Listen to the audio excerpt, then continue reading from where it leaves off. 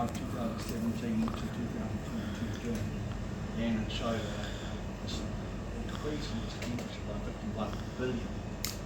Now, National identified as a black hole there, another 20 billion, I think at least 20 billion on top of that by the time we get to the preliminary accounts of September 12th.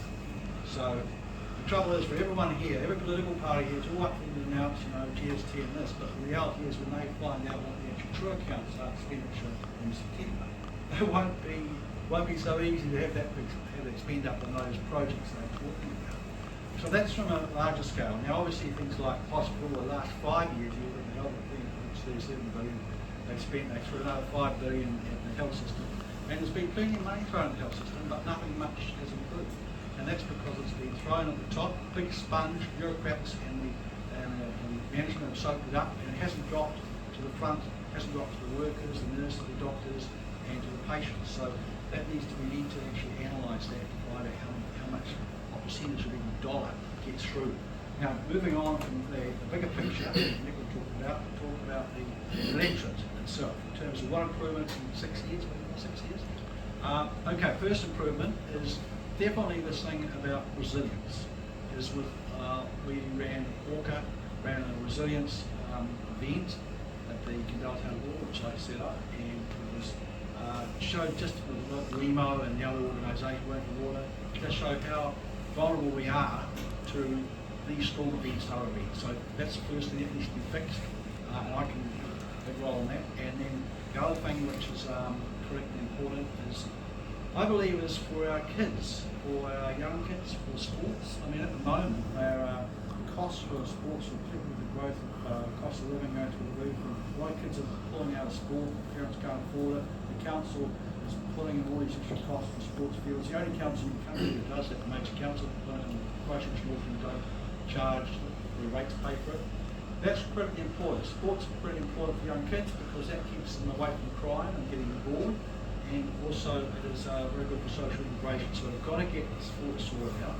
And the other thing is I've noticed in this area, in the electorate, is the absence of art, of culture, of visual art. I mean, you take Wadestown, where's the art gallery, where's the art education facility? Nio is the same. And Dala had a small, it's got a gallery now, which is good. And it's got, it had a Nut Society for a period, a little art group performing Western arts. Kandala Arts Theatre is going strong. Oh, no, sorry, visual art, sorry, I should have said visual art. And which is great, cats is fantastic. So then you've got, so Kandala's got the gallery there now, which is great. Tawa's got nothing, and same with Johnson.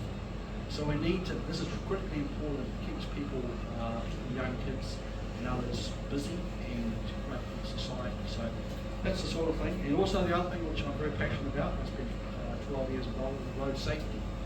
We have, we've got to go beyond the intersection and the speeding. We've got to look at educate across the board in areas of inattentive behaviour, drug driving, drive fatigue, and etc. There's a whole raft of little things there, preoccupation, distraction, so that we can preserve our kids and the like. So we also need to reduce truancy. It's absolutely unacceptable that we have a 40-50% truancy rate. We should be down 5% over 3 years.